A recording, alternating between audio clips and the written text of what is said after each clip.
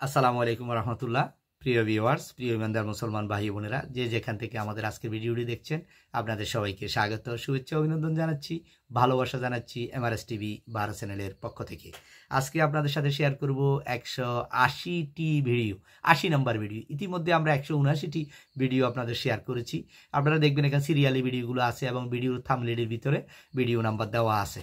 আপনারা আশা করি প্রতিদিনই আমার ভিডিওগুলো দেখে থাকেন। আমি ধন্য হয়ে থাকব। আমার কথাবার্তায় কোনো ভুল ত্রুটি আছে কিনা, ভিডিওতে কোনো সমস্যা আছে কিনা অবশ্যই আপনারা কমেন্টে জানাবেন। আজকে হাদিস পড়ছি হযরত আব্দুল্লাহ ইবনে উমর রাদিয়াল্লাহু তাআলা আনহু থেকে বর্ণিত। হযরত আব্দুল্লাহ ইবনে উমর রাদিয়াল্লাহু তাআলা আনহু থেকে বর্ণিত, রাসূলুল্লাহ সাল্লাল্লাহু আলাইহি সাল্লাম বলেছেন, জামাতের সাথে নামাজ আদায় করা ও সওয়াবের দিক থেকে একা নামাজের চেয়ে 27 গুণ বেশি। অন্য একটা হাদিসে আমরা 179 নম্বর হাদিসে বলে হাদিসটি তখন ওখানে বলেছি যে জেনেছি যে 25 গুণ সোয়াব। তবে এখানে বলতেছে যে মুসলিম শরীফ হাদিস গ্রন্থের 1377 নম্বর হাদিস বলতেছে যে এই হাদিসটিতে বলা হয়েছে যে 27 গুণ সোয়াব। সুবহানাল্লাহ। একা একা নামাজ পড়ার চেয়ে আমি আজান দিল, আমি একটু অলসতা করে আস্তে আস্তে যাবো, আর এই মসজিদে যাবো না, যাচ্ছি, এভাবে করে করে ঘরে নামাজ পড়ে নিলাম একা একা, তাহলে আমি সোয়াব পাইলাম মাত্র 1 গুণ।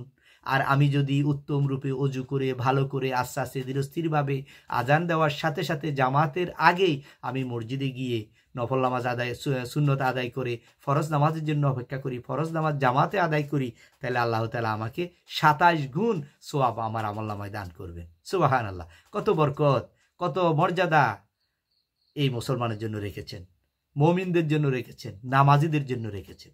এই জন্য আমরা সবসময় 5 ওয়াক্ত নামাজ জামাতে আদায় করার চেষ্টা করব। যদি আমার বাড়ি থেকে মসজিদ দূরে হয় সেটা ভিন্ন কথা। যদি মসজিদ থেকে আমার বাড়ি থেকে মসজিদে যেতে যদি আমার কোনো বিপদ আপদ হয়, প্রাণনাশের সমস্যা থাকে, আমি অসুস্থ, বিভিন্ন কারণ যদি থাকতে পারে সেটা ভিন্ন কথা। আপনি একা একা নামাজ পড়লেন। আর যদি আপনি সুস্থ সবল ইয়াং ম্যান, হ্যাঁ, আপনি যেতে পারবেন, পথে কোনো বাধা নেই, আপনার বাড়ির পাশে মসজিদ, তাহলে 5 ওয়াক্ত নামাজ জামাতে আদায় করবেন, তাহলে 27 গুণ সব আল্লাহ তাআলা আপনার আমলনামা দিয়ে থাকবেন। আল্লাহ তাআলার কাছে সবচেয়ে প্রিয় হচ্ছে সেজদা।